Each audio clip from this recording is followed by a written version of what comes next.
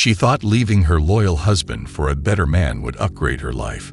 But reality hit hard. She realized too late what she had lost. For the first time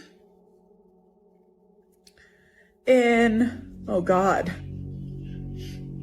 a year, 2 years, I'm sitting here crying tears of joy. I don't think so. Instead of tears of sadness, tears of betrayal, tears of devastation, tears of fear of the unknown, tears of PTSD. I feel so free. When she left her husband, she got this short feeling of victory. But let's see if that's going to last. Today I feel so free. And I can recognize that over the past couple weeks, as hard as they have been, and as much as I am nowhere near being on the other side of this, I have been able to do what I have wanted to do. Are you sure about that? I have been able to live my life the way that I want to live my life. I'm not compromising for anyone. I am not putting my own life and my own mental health on the line for another person. I am not practicing any codependency. And I'm just really grateful. I'm just really grateful. Meanwhile, Guys, I'm here today to validate the fact that it is so hard to go no contact with your ex. That feeling didn't age well, did it? Hardest thing ever. And nobody tells you that. Or like maybe they do, but like they don't like convey how actually hard it is. And everybody all over the internet these days is like, just go no contact, just go no contact. Oh my God, just go no contact. Yeah, okay, cool. Easier said than done, dude. Do me a favor, please. Get out of here. Especially like you've been with this person for years, right? And like obviously not in every situation. Sometimes it's months, sometimes it's weeks. But like for those of us who have been with that person for years or like decades, to go from literally having your life centered around someone and you guys talk every day, you see each other every day, maybe you live together, your lives are so intertwined, and all of a sudden you are just supposed to like... Isn't that what you desperately wanted all that time? So enjoy the loneliness, because that man is not looking back at this. Cut contact with that person like they haven't been your literal everything, your partner for however long, and now they're just supposed to be what? A stranger, a person who doesn't exist anymore in your world. And then to make matters worse, they're gonna make it really hard for you, right? Like, and if that person's a narcissist, they know exactly what they're doing. They know what to say to reel you back in. They'll try to hover you. They'll try to let you know how much they love you and they miss you and how wonderful you are. And oh my God, it's all their fault. And like, you know, blah, blah, blah, blah, blah, blah, blah, blah, blah. And before you know it, you're roped right back in and you're like, they've changed. No, Susan, I'm telling you, they've changed. And then in a lot of circumstances, maybe you're co-parenting with them and you can't really go fully no contact, right? Relax. Or maybe you are initiating a divorce and you can't really go no contact because guess what? You've got to get a divorce with this person. And most of us try to be amicable, right? Like that, I feel like it's better. Imagine moving on and they still blame you and call you a narcissist. I can't believe this audacity. But it's, you know, it's not always plausible, but like, because you're trying to be amicable, you're still in contact with that person and you're being nice to them and civil to them. And so you're still in contact. And if you go no contact, all of a sudden not amicable anymore, that's for sure. Yeah, so just here to tell ya, not easy, very difficult. I know you just gotta rip the Band-Aid off, but if you're still trauma bonded, it hurts. Ripping that Band-Aid off is the most painful thing you will ever do, and I just want to validate that today. You serious? So today is my birthday. I am officially 36 years old, and in the last year, so many things have happened in my life. And I wanted to take the time today to talk about what those things were and what I've learned.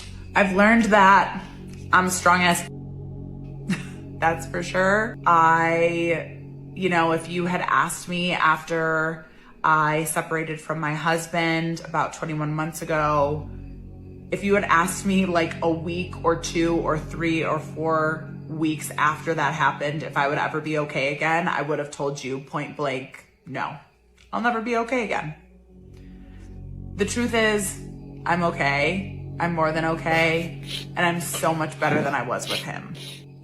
I learned that I'm lovable, that people love me. People want to be around me. People want to hear what I have to say. People respect me. You sure about that? That a lot of the things that my ex-husband said to me about myself were projections of the way he felt about himself. Whether this is only a birthday emotional boost or not, only time will tell. And we're about to find out. She said that more people should talk about their first relationship after leaving a toxic one, meaning her ex-husband. She then complained about the anxiety she developed when he doesn't text back. How sad. And how it feels like abandonment when he cancels. It's funny how a grown adult is acting like a young person who constantly needs reassurance. Now she wants him to hold her hand 24/7 just to feel safe again. She admits that he can't be that person, and somehow, we're not surprised. Congratulations, you played yourself. This is what happens when you leave a solid marriage and go chase emotionally unavailable men. I decided today would be a fun day to tell you guys about a date that I went on 2 summers ago, with a guy that I met on Facebook dating, which, number one, don't do that. Facebook dating is like the weirdest dating app of all time ever. But anyway, I met this guy on Facebook dating. He was quite a bit younger than me, very hot, of course. Go on! And we exchanged numbers and we started FaceTiming. The FaceTimes were good. I thought he was attractive. He looked like his photos, thank God. And we chatted, I don't know, maybe like 6 to 8 times over FaceTime before we decided to meet. So one night I'm out with my cousins in Denver, and he tells me he's out at a club with his friends. It's his birthday. They've got bottle service, blah, blah, blah. So I decide to meet him for the first time, which, like, in hindsight, was not the best environment in which to meet a date off of an app for the first time. It's so sad that this is what she does after throwing away a good marriage. Hindsight's 2020. So anyway, I meet this guy at the club. We hang out for a little bit. He's kind of drunk. We end up going home together. He comes over to my house because I'm sober and driving. And the next day he's going to a water park near my house, which that'll just tell you that he was maybe a little bit too young for me. Anyway, he comes over, we get ready for bed, we go to bed, and we hook up. And then at some point after that, I get up and I get like a glass of water or something. So I'm not in my bedroom at that moment. I walk back into my bedroom and this man is on the phone. It's like 3 o'clock in the morning, probably. And he has the phone up to his ear and very clearly is like trying to turn the volume down, but I can very obviously hear that it's a girl on the other line. You didn't see that one coming, huh? She really expected to find a guy as loyal as her husband just like that. And he's kind of giving her like one-word answers, But he's like fully on the phone with her, you know. It's not like he like hung up as soon as I walked in the room. He is on a phone call with this woman. So a couple minutes later, he ends the phone call. I hear her say, "Happy birthday," or something of that nature. He says, "Thank you." She says, "I love you." He goes, "Love you too. Good night." So I look at him and I go, "Did you just take a phone call with another woman in my bed after we hooked up?" And he's like, "Oh yeah, but it's not what you think. She's just a homie from home. She's like a really close friend. She's like my sister. She's just calling because it was my birthday, blah, blah, blah." I'm like, I'm not an idiot, right? I'm willing to bet that the regret was instant, and she was comparing him to her ex-husband, knowing he wouldn't do such a thing. But I'm like, this isn't my problem. I'm never going to speak to this guy again after tonight. Like, I had already decided that he was not my cup of tea. And, you know, the next day we wake up, I drop him off at the water park, and, you know, he texts me for a while and I eventually stop answering and I go on with my life. Oh, boo-hoo. Well, about 2 weeks later, I get a follow request on Instagram from a really pretty girl. The only person we have in common is this guy. Like, she doesn't even live here. She lives in his hometown. You can like see it on her bio or whatever. And it literally says, you know, followed by blah, blah, blah, this guy. And of course I don't accept it. But how much you want to bet that was his girlfriend? And she found out about me somehow. But just the absolute audacity of taking a phone call from your girlfriend while in another woman's bed after sleeping with her. Like, I can't even fathom, like, where do men get the audacity? Congratulations, you played yourself. She went from married with a husband to talking to herself on her smartphone. And that's sad. My wife left me in 2005. Since then, she's told me hundreds of times she messed up and made a mistake. Too bad, too sad. Can you imagine fumbling a man who literally only went to work, went to the gym, worked on himself, focused only on you as his person, and was trying to actually build a future with you, and you fumbled that man because you thought you could do better, or you got bored, or you thought something was wrong with him? You're gonna regret that for the rest of your life. I'm sorry. You're goddamn right. The bad boy can sleep with women, obviously. We all know this, right? You're going to see different titles about, you know, the bad boy and all these things, right? But here's what I found over the years is every single player also has a run rate. You would not believe how many guys I've met over the years who are great at attracting women, and then they find this one woman that they really like or they really want to be with, and she completely just interest tests him and finds all these spots of weakness and then completely leaves, and he doesn't have any idea why. That's what I'm talking about. Or he's sitting there going, wow, I've been on dozens of dates, right? I've been with, you know, a bunch of options. Why is this happening to me? Doesn't she know I'm pre-selected? But the truth is there's elements in their frame and in his dynamic that has been broken. The young men in their 20s who date around cannot maintain a relationship and are not ready to commit. And the ladies who leave their husbands for those same men only end up regretting it. How old are you? 23. Are you single? Yes, Why do you think that is? because I love life. So you're not looking for a man now, or no? Why not? Because I'm just okay. Right now I'm living, I'm only 23. Life is short. Do you want to settle down one day eventually, or no? Yeah, probably like before I'm 30, 35. So 35 is like the sweet spot. Let's get married, let's have kids. Yeah. Would guys marry her at 35 after all that past she had? But what do you plan on doing up until then? Living my life. Traveling, accomplishing goals in life, making money, just building a future for myself and whatever comes with it. But be honest, you're 35. Do you think that men are going to be going for women who's that age, or are they going to be going for the younger girls? Gotcha. I see it go always. It just depends. Everyone does it. There's people getting married at like 60 and 70 nowadays. The only people who can do that are rich old men. Who cares? Doesn't mean that you want to be married at 60, though. That doesn't matter. Whatever life brings me. I'm not, some people are too focused on finding love, and I'm not really one of those people. Stop it.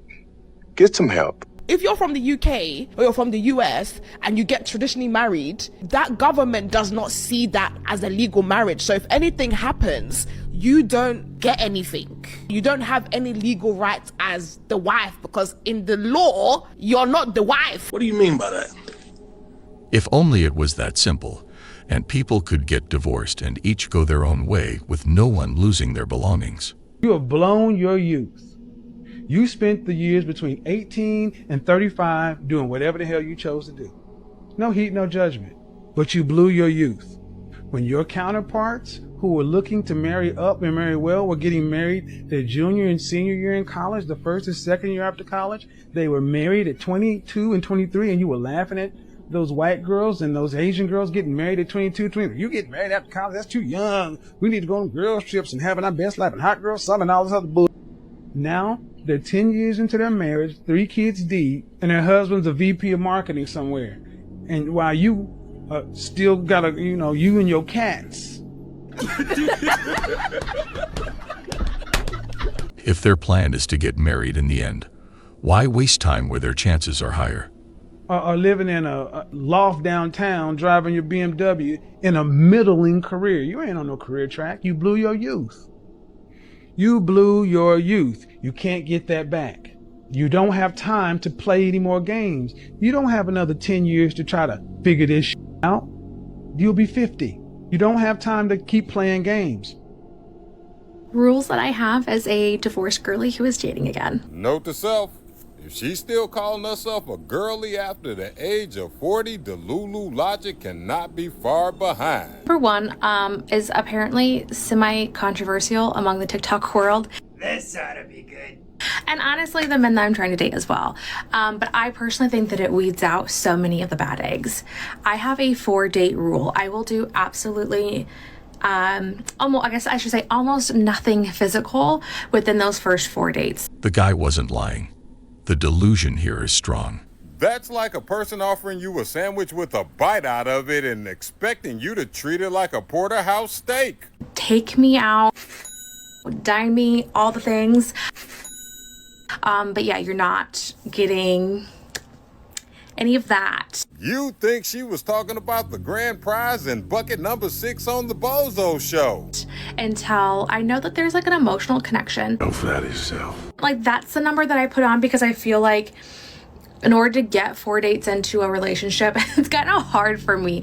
I'm kind of picky, I guess. You cannot make this up. Most men don't even make it to date 1. Good luck finding a guy who will put up with these rules 4 times. I hope no one is that desperate. And the other part of it is like, if we get to date 4 and I'm not feeling it or I'm not comfortable yet or whatever it might be, guess what? We're adults and we can say, I actually am still not ready. I'm gonna need you to wait and I'll keep you updated when I am ready. And the moral to this story is pretty simple. Gentlemen, never pay full price for anything that another man treated like a rental.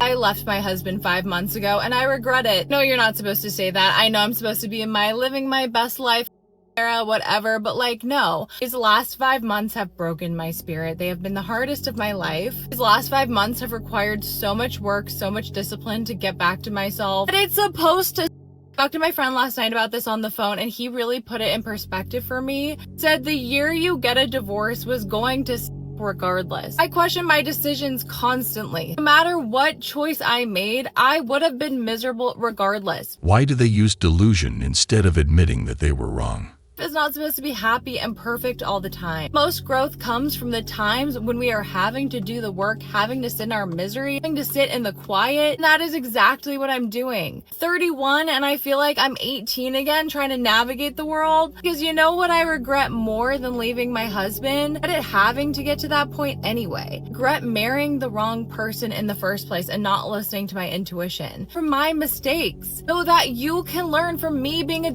because I feel all the time. Of course, it's normal to have regret. I regret so many things in my life, but I can't let it ruin my life either. Never learn from things going right. We learn from them going wrong, and I'm holding on to that. Regret that I had to get to that point. I didn't want it to, but it happened, and we move on. All I can say for sure is that the guy is living his best life now. Well, guys, that was all for today.